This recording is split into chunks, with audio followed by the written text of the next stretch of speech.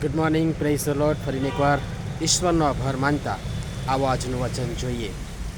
આ મંદિરનો અગાઉનો વૈભવ જોનારાઓ માનો કોઈ તમારામાં જીવતો રહ્યો છે અને હાલ તમે તેને કેવી હાલતમાં જુઓ છો? શું તે તમારી નજરમાં શૂન્યવાદ નથી? હગ્ગાઈ પ્રબોધકનું પુસ્તક, તેનો 2 અધ્યાય અને તેની 3જી કલમ. આજનો વિચાર ખ્રિસ્તમાં અતિ પ્રિયવાલા મિત્રો, પ્રભુ ઈસુ ખ્રિસ્તના સુમધુર નામમાં આપ સર્વને આજની સવારની પ્રેમી સલામ. અહીં વચનમાં જે મંદિરની વાત કરવામાં આવી છે એ યરુશાલેમનું મંદિર, અને આપ સર્વ એનાથી સુપરિચિત છો જ, વાકેફ છો જ, એટલે હું એના પર વિશેષ લખવા કે બોલવા નથી માંગતો. કિંતુ આપણે સીધા લાઘુકરણ તરફ જો જઈએ તો આપણે અગાઉ પણ જોયું જ છે કે પ્રત્યેક વિશ્વાસીનું શરીર તથા જીવન એ દેવનું મંદિર છે, અને એ હક અને અધિકાર, દેવના મંદિર હોવાનો અધિકાર મને ને તમને પ્રાપ્ત થયો છે. તમારી આપણી કોઈ હેસિયત કે લાયકાત આપણે પોતે એના માટે લાયક હતા એના માટે નહીં, પણ ઈશ્વરની કૃપાથી એ અધિકાર આપણને મળ્યો છે. અને તેથી એ આપણું શરીર અને જીવન એ દેવનું મંદિર છે.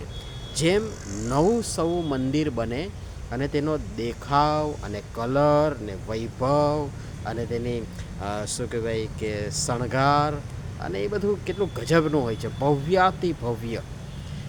સમય જતાં કાળજી ન રાખો તો એ જૂનું દેખાય, દાગ અને ધબ્બા લાગે, જાળા બાજે, ક્યાંક તૂટી પડે, ક્યારેક ખંડિયેર પણ થઈ જાય અને ક્યારેક તો સાવ નામશેષ પણ થઈ જાય.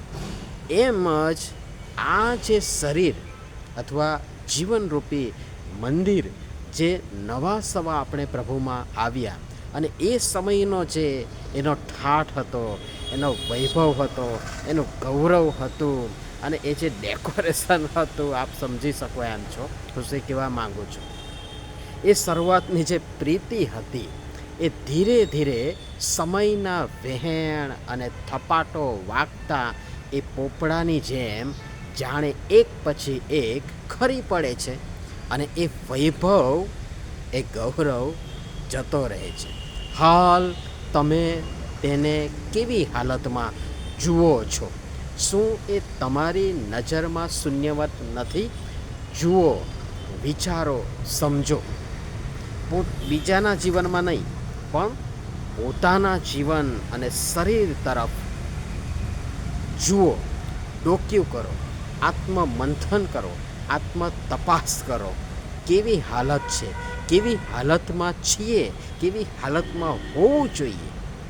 શું સાવ શૂન્યવત નથી? પણ હજી એ સમય છે, હજી એ આશા છે.